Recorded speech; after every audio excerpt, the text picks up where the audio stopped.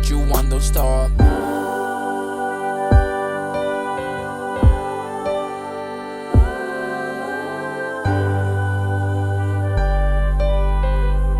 Talk about socks again. No. Socks and cocks. Alright. Okay, serious motor. Okay. And welcome to another episode of Kopi Talk with our guest today, Sky, representing Ninjaboi. So, Sky, can you give an introduction about yourself? Yo, so my name is Sky. I make music and I work with sounds. And yeah, that's basically it. Amazing. The best introduction in all of this. Yeah. Yeah, so basically, Sky over here is a dope producer, and we're a big fan of his. And even before we got to know him, and also he runs Asylum Studios, right? Yeah, Asylum Studios. Where's your studio at, brother? It's in PJ State. So if you ever need a recording studio in PJ, yeah, you know where to hit up. Highly recommended. Highly recommended. Yeah. So, Sky. Yep. Now I want to ask, like, how did you got into music? Well, basically, I as a kid I learned guitar, but I only stayed for 2 classes. Oh, 2 classes. Yeah, so I learned acoustic guitar. Then learning guitar was a pain in the ass because it hurt my fingers. But I still enjoy it. It's just the learning curve was quite hard, and I felt somewhere along the way, rock music and punk music has always been a part of me as a kid, and I grew up on that, and I guess that was just pop music back then, like Green Day.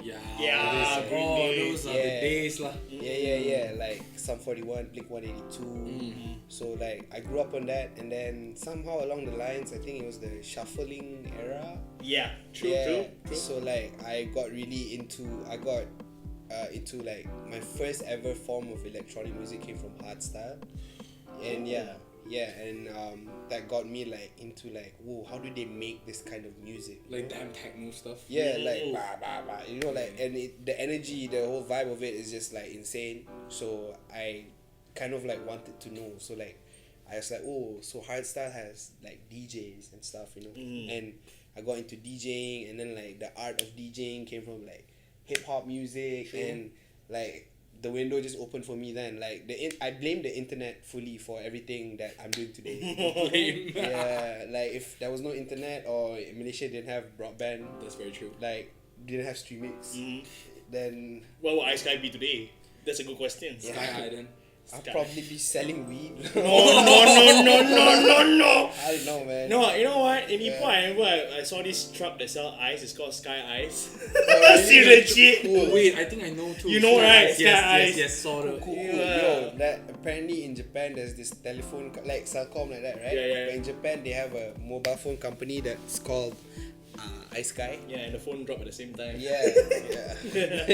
Yeah, and basically, that's the story, man, of me, the introduction of music for me. I've interviewed a lot of artists thus far, and speaking about electronic music, nobody speaks about Deadmau5.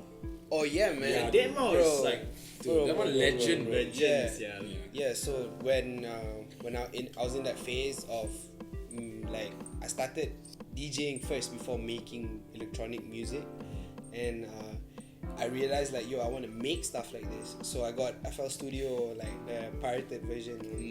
Everyone started. Everyone's a pirate, for God's sake. Yeah, bro. Yeah. So I got that, and I messed around with it, and then man, it just became my hobby, I guess. I've always liked to remake songs. So if I hear a song that I like, I would I'll rip the audio out from YouTube. Damn, and such old school. Yeah, then try to make back the music that I'm hearing. Oh, may I know one thing? Back then, how old were you when you were probably doing that?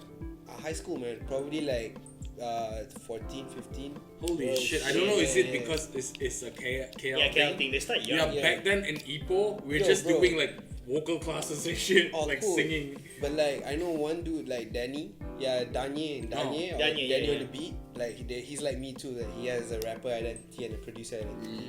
So like he started when he was like 12, bro. That's crazy. Yeah, Crazy. bro. And he's like, yeah, man, crazy, bro. Like I feel it's not about when you start. It's about like how you start making music. True. Yeah, like what the purpose in creating music is. It like you know, as a kid I didn't know what the hell I was doing, so and when I got something good I'll be like excited to show my friends. I'll be like, yo man, I made this song, it's called I'm in Love with a Slut. Is that a real song though? It was lah. Okay. Shit, some old track. Yeah, lah, some back old then. Is it still on SoundCloud?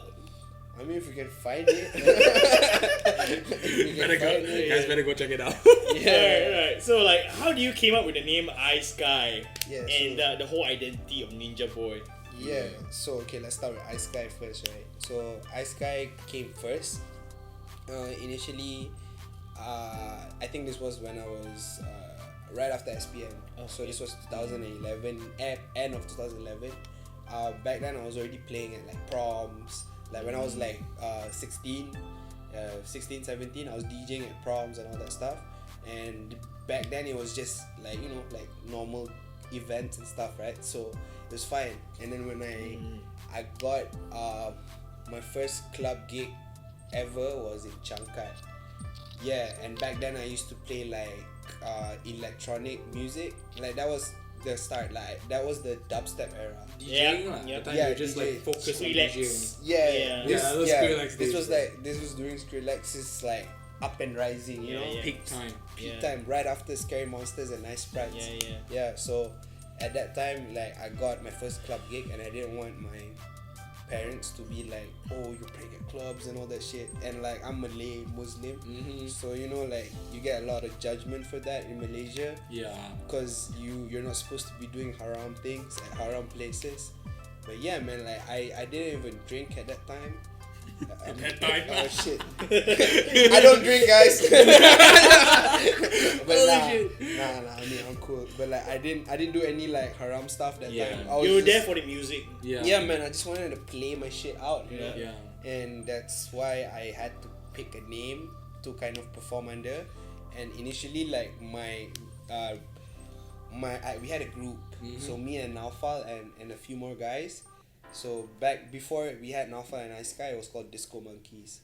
Yeah, so That this sounds lit though. Sounds lit though. yeah, but yeah, it's not really an original name. Like a lot of bands have Disco Monkeys. Yeah, Disco Monkeys. Yeah, so like Disco Monkeys was the start of everything, and we were known as that.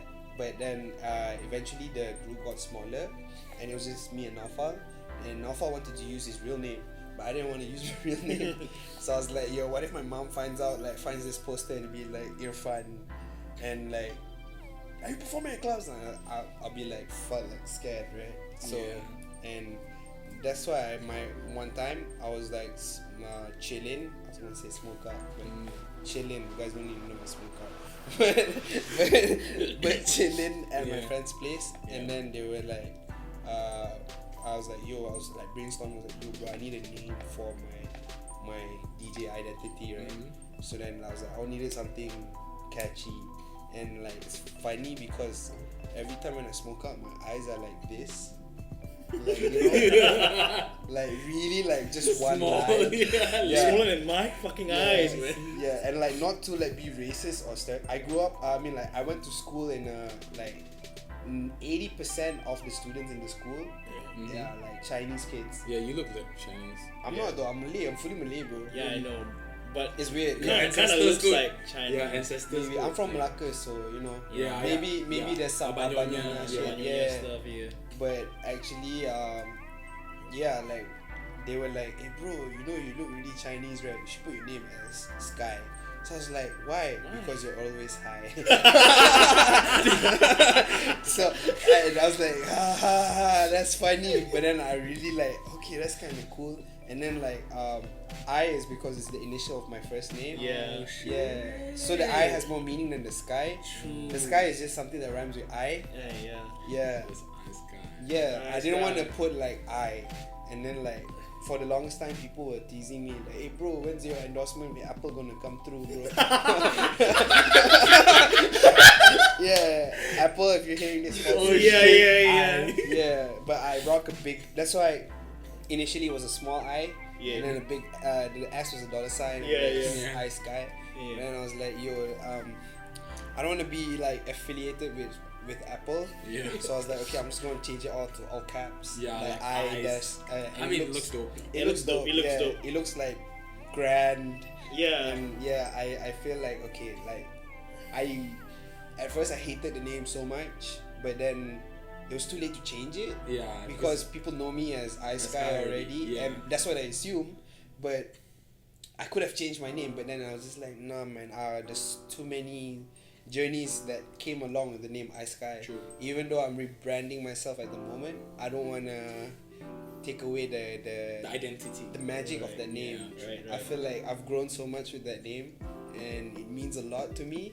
I kind of gave it my own meaning, so I didn't wanna lose it. Yeah, I don't want to lose iSky's. Right. iSky's swag. You know what I'm saying? Mm-hmm. I mean, it is a dope name, and also like in terms of you being a creative individual, I really think that way because like, I mean, your latest series of like album, I think it's called EP. Yeah, EP. Yeah. Dude, the concept of having it in like 100 hours. Yeah. And like the clock going around. Is freaking creative as hell, thank you, man. That's basically that EP series I put out is basically like a journey of me making music and growing into what I am from the start to where I am now. It's just kind of like a summary. So it's the episodes that I put out so far, like 1 to 4, is basically like it tells a story, but it's not really clear yet. So wait for the album, guys. It's gonna be clear. Yo, I'm so hyped. I'm so hyped for this shit. Yeah, I'm hyped too, bro. I've been waiting for like a year to like really put this out. Yeah, it's like in your schedule, right? Yeah. That's why I get what you mean. Yeah, so basically, yeah, man. That's how iSky came to be. Yeah. And then what happened with Ninjaboi? I mean. Oh yeah. So I've been making music for the longest time, and then I fell in love with hip hop when I was in college in Cyberjaya. So back then, like, cause that time I think it was the start of hip hop transitioning. I mean, like, hip hop has always been in our Malaysian culture, but as like on a global kind of general field, hip hop was never perceived as pop music. It was always perceived as rebel music, right? So actually. As a club, I was doing a lot of residencies back then when I found hip hop, and I was playing a lot of hip hop nights with Naufal. As a duo, we would play like a lot of hip hop nights, and we grew as hip hop DJs in KL. Yeah, that's dope. Yeah, but our main forte was always like electronic music. You know, it was never like it was trap music, but it was the EDM edit. Remixes trap. Oh yeah, right. Yeah, like mixtapes. Right. Yeah, like Yellow Claw back in the day, and Foster Damas. All these classics. Bro. Yeah, bro. I mean, it's how crazy. This not that long ago, but they're already classics, right? Yeah. True. It's like we're getting old. Yeah, it's like, dude, like back then, how old were you when you were doing that? I was probably like 19, 18. Yeah. Now how old were we? 20 plus already. A man never reveals his real age. I'm still 21, bro. Forever 21. Forever 21. We're forever 21. Not too bad lah, forever 21. Yeah. But Brendan, your white hairs kind of disagree with you. But honestly, Yeah, how the Ninjaboi name like plays into this? Yeah, it's still on there. Yeah. So basically, when I found hip hop, I found crazy sounds. So as you guys are from Ipoh, right? Yeah. So like your homeboys are like basically one of your homeboys studied Elsol. His name is Elsol. Yes. He was part of Crazy Sound, the co-founder. He moved to he studied Lim Kok Wing for a bit, and then he brought the whole Crazy Sounds community. Like he made it grew in KL in like in this region of Malaysia, right?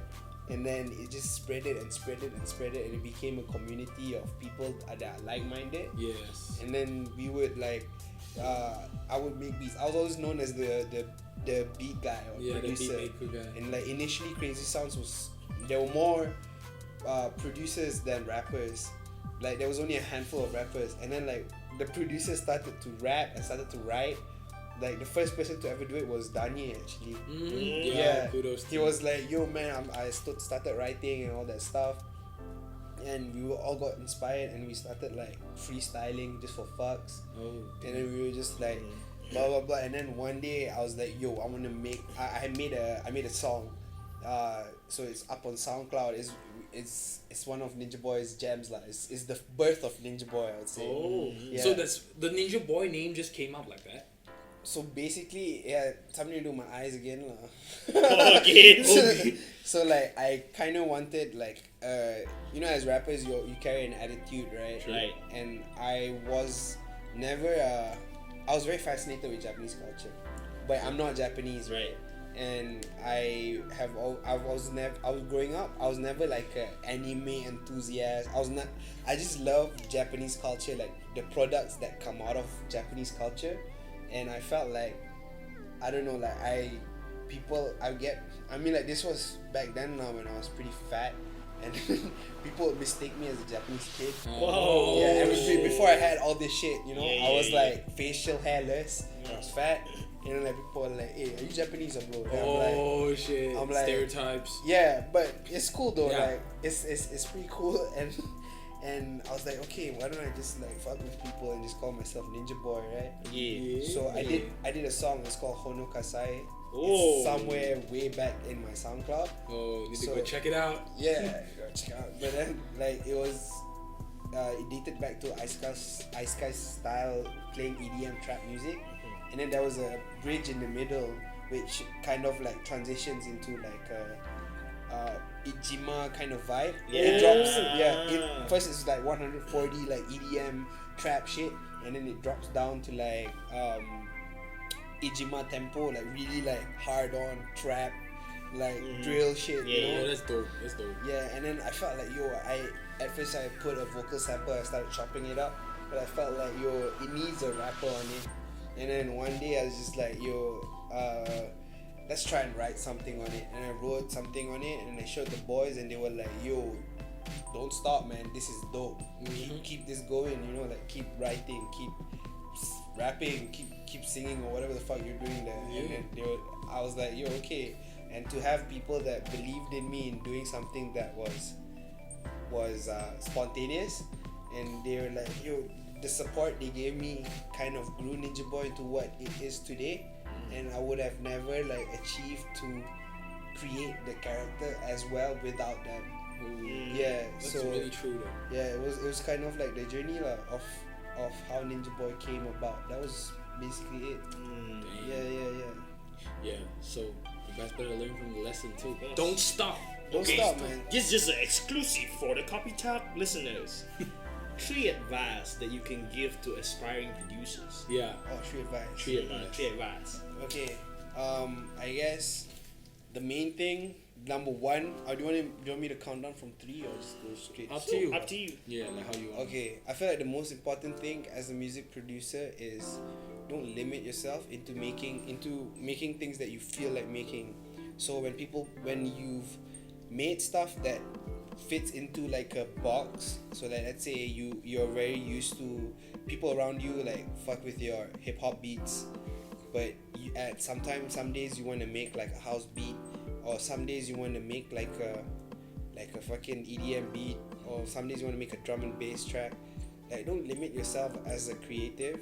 Let the juices flow. True. And yeah, man, like that's number 1. Don't limit yourself, man. I feel like I learned a lot by not doing that, by not limiting myself, and it helped me grow into a better composer and arranger and producer as a whole, so like that way I can understand people from different styles. True. And be able to communicate in their language, yeah.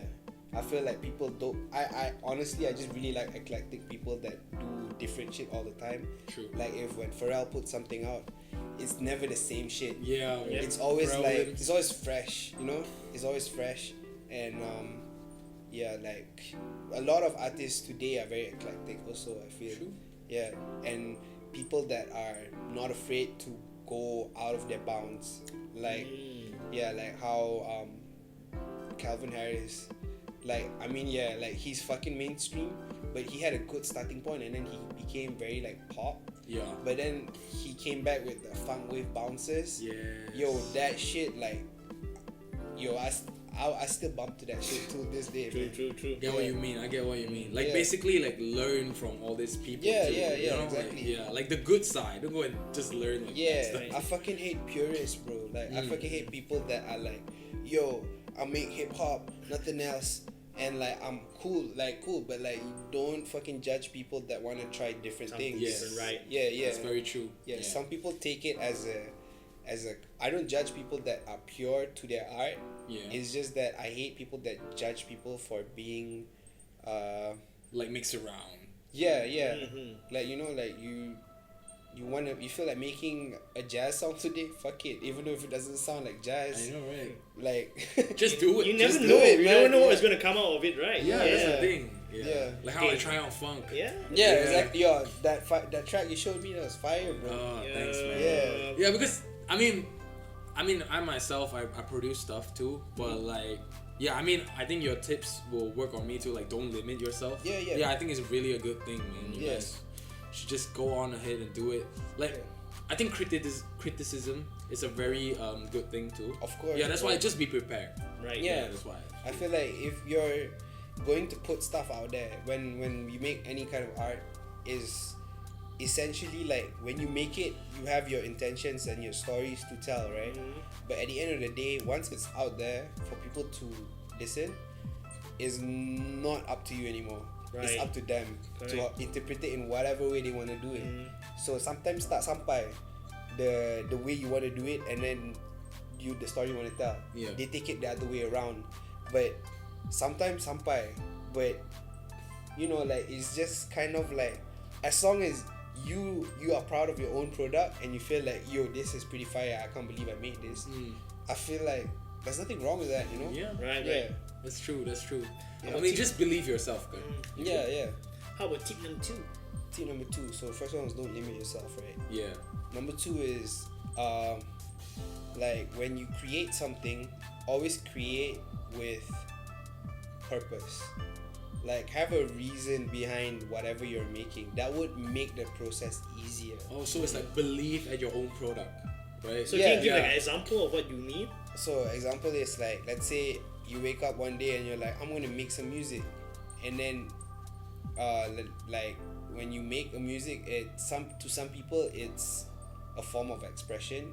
It's just a way to release your emotions that you're feeling that time, or to journal your emotions, so that people will be like, okay, cool.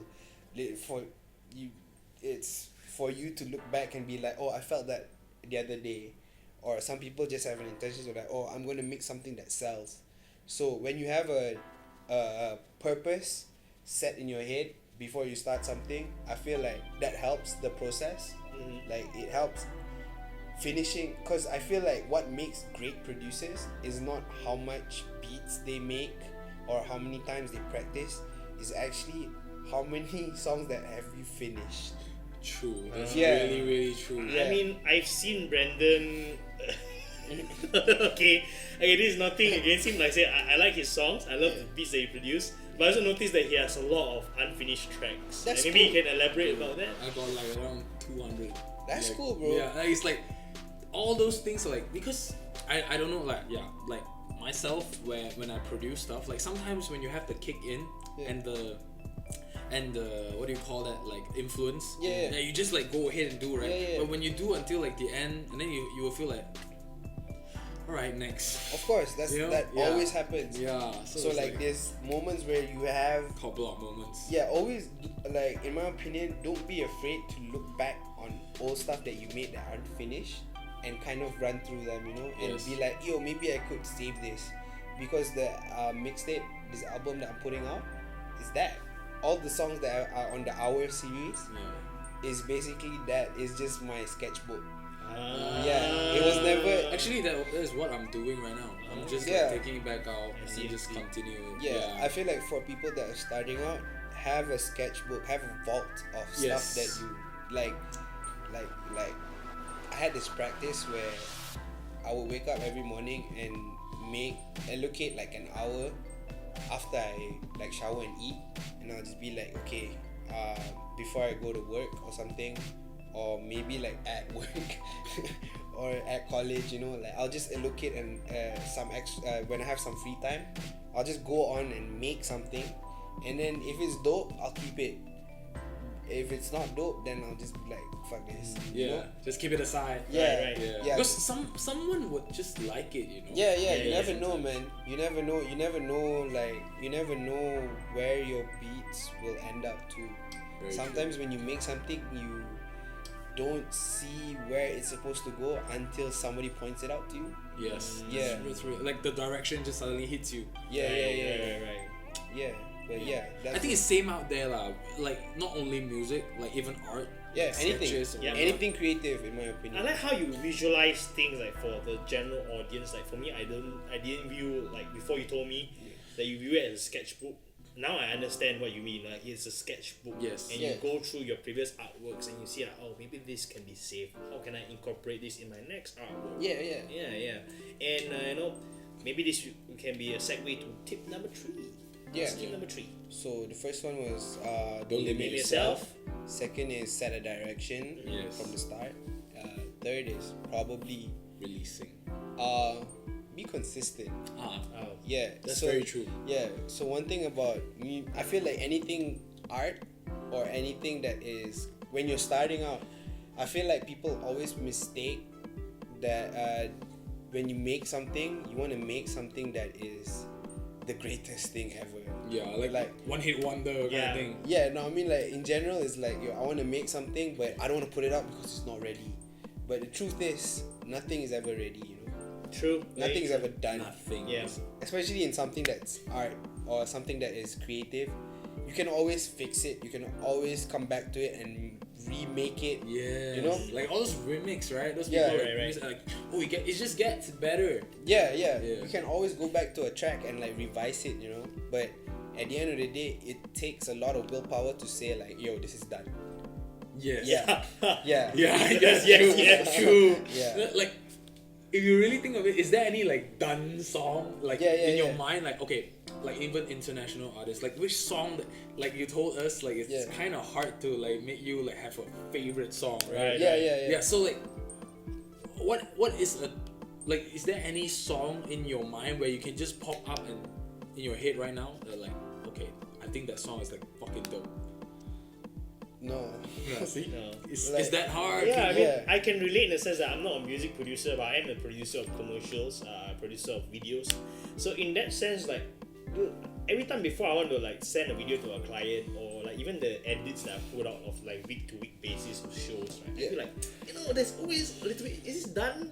Yeah. I think so. Getting a bit more like. But at some point, like I said, the willpower in order to say to yourself, like, this is good enough, and putting it out there is actually pretty difficult when we actually point it out. Yeah. Is the, how do you say it? What was the third one I said? What was it? Be consistent. Be consistent. Yeah, because like people mistake when you first start out. When I first started out, I've always like, yo, okay, this is, it's not done yet. But the truth is, it'll never be done. The truth is, nobody starts off as a pro. Yeah, man. Yeah. Like even Justin Bieber, right? Yeah. Like, Bieber. He had like he had his day one. He was basking. He was freaking like on YouTube and stuff. You know? And right before like even this was way before Usher discovered him and stuff, right? Yeah. So I feel like, yeah, man, be consistent. Be out there. Show yourself as how you would want the world to see you. Don't be afraid of it. Yeah, wait. And it took me a while to learn that, because I wish I was honest about my work and how I would like to be portrayed in the world earlier on in my career, but I felt like that would work. I felt like it's very hard for me to do so because I wasn't able to. I didn't know where my direction, which is rule number 2, right? Set a direction. Yes. I didn't know where I was heading, and I didn't understand the world from a point of view where I'm like, okay, this is where I want to go. Damn. And I honestly don't fully know yet, but now I kind of have the General sense. The general sense of it, you know? Like, as you grow older, you're like, your thinking gets more mature and like you kind of be an adult. And being an adult, thinking like an adult is great, but you should never lose your like inner child. Like always be connected with that kid inside of you. Yeah. That will like I feel like all great artists are still connected to their inner child. Yeah, that's very true though. Sometimes it's like you still act like a kid, but like that's why kid can imagine stuff. Yeah, you know? bro, yeah. That's how you portray your stuff. Yeah. I feel like a lot of people out there, they kind of lose their passion or they become disenfranchised because they lost that, like you said, the inner child. Like in me, I don't think I'll ever grow up. If I'm telling you the truth, I'll always be that kid that watches Dragon Ball, no matter how many series they're gonna draw forever. I'll be always watching my animes. I'll be always, being a kid essentially. Actually, it's very true. I felt that. I mean, not to say what those, like, not to throw hate to people that doesn't watch anime. I just felt that like anime is like one thing where you can still stick yourself back to the inner child. Yeah, the inner child. It's a link. Yeah. It's a link to pull you back. I feel like everyone has that thing that brings them back. And for me, I never grew up on anime. Like I only found it. Like, I started really watching anime after One Punch Man. Oh, yeah, because that wasn't too long ago. Yeah. Like after One Punch Man, I was like, yo, okay, let's. Because as a kid, I watched it on Animax, but I was never really like a follower kind of anime. But now, like, you're crazy lah. Now, like, because it's on Netflix lah. You know what's the funniest part? One Punch Man is just throwing shit at typical anime tropes, basically. Exactly. Exactly. But that's what's funny. It's just funny about it. That's what's funny about it. It's like the protagonist is so powerful to the point that like anything doesn't phase him. He's just a normal dude, and it's like so funny because in anime I feel like there's always that one OP character that's like fucking like crazy powerful. But like it's always about his journey, oh fuck yeah, I'm going to be the greatest that's ever, that's the anime. I feel like most anime like that, like from Hunter x Hunter to Attack on Titan, exactly. all of it is always this kid trying to be the best. Yeah, there's like a growth chart, but this One Punch Man is straight up off the bat, pop, you're straight one hit done. Exactly. I think of all animes, I think One Punch Man is like still, dude. I think he can face anyone. Like let's say if you put all the characters together, One Punch Man is just. I was thinking like, okay, serious discussion here, right, guys? Okay, Goku versus One Punch Man. Does he stand a chance? I think One Punch Man. Dude, that's why they call it One Punch Man. It's just one fucking punch, you're dead. So like, in order for Goku to like avoid a punch by One Punch Man, I mean it's not just a punch lah. I feel like it'll be a tight battle. Yeah. But I feel like Goku would have to evolve so many times to be able to. Okay, the only reason why Goku is able to get strong, because his opponents doesn't beat him enough to a point where he's defeated. It's just like before defeating, so One Punch Man wouldn't even give him the chance to grow. He'll like pop, you're dead. But no, I feel you're wrong there because Saitama is like he's human at heart. Yes. So I feel like he will still have some empathy. Correct. His greatest goal is to find someone that's a match for himself. Yes. He did held back against Boros. That's why you see. That's why you see the main part is when he's just, dude. He's never even serious until the point when someone like really give him a scratch and he's like, alright, it's time for seriousness. Shit, holy shit. Multiple normal punches. That's crazy, man. Okay. If we could come with a list of people that can at least stand a chance with Saitama, who would it be? I think Goku is right off the bat. Yeah. Who else, man? I mean, in anime, shit. I really think who else OP anime characters, man? I feel like I would like to see an adult. Do you guys watch Hunter x Hunter? Yes. Gon. Yeah, like I would like to see when Gon was killing that fucking cat lady. Nato Pito or something. Yes, Pito. Yeah. So like that version of Gon versus Saitama. Yeah. Because he wasn't an adult yet. So imagine the adult version of him having that sort of power at the same time. But if you really watch it, that's how he killed Pito. He used all his life force to become a fucking adult. Exactly. According to the writer of One Punch Man, the adult Gon was at the same level as the evolved Meruem.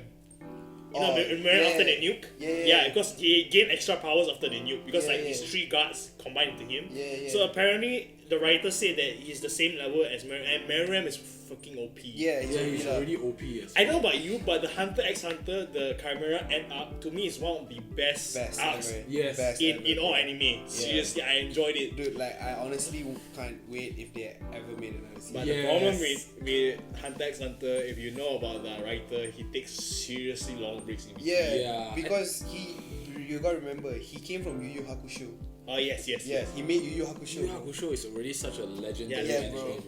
And like for him to create another story that revolves around like Yu Yu Hakusho. Yeah, legit. Damn! Since when this become an anime show? We love anime. Okay, and recently one of my favorite recent shonen animes or mangas actually came to an end. Demon Slayer actually just came to an end recently. Oh yeah, That's so sad. My girl's been watching that, man. Yeah. And that's fire, I bro. feel kind of sad, but I'm pretty sure they're setting it up for like another sequel after some break. It's that's what cool, I feel. bro. There's still Baki, bro. Oh yes, Bucky. I've the only 2 that I've been watching lately is just Attack on Titan and Hunter x Hunter. Okay. Right. Yeah. I don't know. Don't burn me for this, but like to me, I felt that the best is still like for Attack on Titans. Yeah. I don't know why, but when season 1, season 2, season 3 start to like slow. Like, They kind of slowed up season 3. Season 2 you can already see like, I mean first season was amazing. Because you didn't know what were these titans, who were there so much mystery over there. Once you kind of uncover, it's all politics. Man. Yeah. It's kind of sad. Shows like Attack on Titan, even SAO, you know the SAO? Sword Art Online. Yeah, Sword Art Online. Yeah. Dude, that shit is dope. Okay. That shit is dope. You should watch it. The first season is so good, and when it comes to second season, Yeah. I'm sorry to say it's fan fiction already after that. Okay. If I were to say that if I have a favorite anime of all time, it would be Gurren Lagann. Maybe not a lot of people may know it because it's only like 2 seasons long. Okay. But I did let Brendan watch it, and I think so he pretty much freaking like it as well. Yeah. What's it about? Okay, so Gurren Lagann is featuring 2 main characters, Kamina and Simon. Simon's actually the main character. Okay. And basically it revolves around a post-apocalyptic world whereby humans are driven underground by these beings called beastmen. Okay. Right? Yeah. And one day, Simon in this village, one of the jobs in the village is basically diggers. Keep on dig. Yeah, so they just dig to expand the network of caves and all that. Yeah. So one day, Simon founds like a mini drill, which is actually a key for a mecha head. Okay, so that mecha head, right? So that mecha head, one of its powers is actually, it looks like very small and anything, because the beastmen actually they have mechas. Yeah. Right? Yeah. So when it's called Gurren lah. So that the little head. So when the Gurren attaches itself to, because when any robot, it will assimilate that robot. Yeah. Wow. Yeah. Take so it can over. assimilate bigger and bigger things later on. Okay. So it's like a key to any hole. Yeah, basically lah. It's a giant dick lah. Basically, it's a giant dick. Bro, if you see, it can just accept even like a bloody battle shit. Yeah. You can just accept Absorb it and become a bloody big robot. Oh, cool. Yeah. So like in terms of like, I don't give any spoilers out there to anyone, and I hope you do watch it as well. But growing up with this show, again, to me it really, because the main character Kamina is basically the epitome of being a man. So he's always there for his brothers. He's always there, and he always protects the weak. And he cannot stand people that bully each other. And growing up watching this sort of anime, it really added character to me, and it really was a driving force for me basically. And I hope you really do watch it though. It's a really, I think so, one of the underrated anime out there. Check it out. It's like things can be learned through anime. It's it's like you can use it in the real life too. Yeah. And like I feel like that goes with any movie with a message, you know. True. Yeah. Any picture, any videos with a message, you always can learn something from it. Yeah, back to the topic of music. It's the same thing. Like music is it's like we're a messenger. Yeah. To like, it's just that the form of art we send out is music. Yeah. Like for him, it's like videos. Yeah, videos. Yeah. Definitely. Yeah, definitely, man. I mean, like, one of the topics actually I do want to discuss with you is because, like, again, this show is for the people out there that look up to, people like you as inspiration.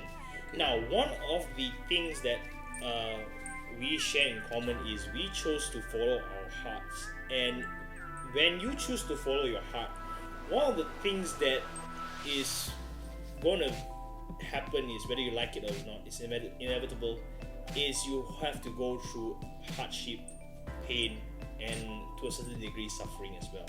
Now, I believe that as Asians, a lot of our parents are kind of against of what we do because of their, and we don't blame them because it's a concern for them, because why? How do you make a living from music? How do you make a living from making videos? That's very true. Right. So, did you have to go through this sort of challenge? Yeah. Okay. So, like, remember when I said why the Ice Sky name came about, right? Yeah. So basically, I wouldn't say my parents were against me making music. They just didn't want me to. They don't see the prospects of it becoming something that is profitable for my future. And I mean, it's a generation gap thing, I guess. I feel like the only reason why, like, our parents, I mean, my parents are they got me at a pretty late age lah. So like I was probably like 34 years difference with my parents. Whoa. Yeah, 34. So how old your parents are now? Like 60, same like, my age. Yeah. My mom and dad are around the same age as well, so I can relate. Yeah, same lah. Yeah. My dad is like 70. Oh damn. Yeah. My dad's 70 as well. Yeah. Oh damn. Yeah. So like our parents came from a generation where you gotta be a doctor. Yes, fuck man, every time. Every time. Yeah, and I feel like it's a very Asian thing. Yeah. And it's a very I feel like even if you're a doctor now, or if you're like a pilot or whatever, it's really hard to get jobs now. Yeah, true though. Yeah. I feel like it's not because of the career itself.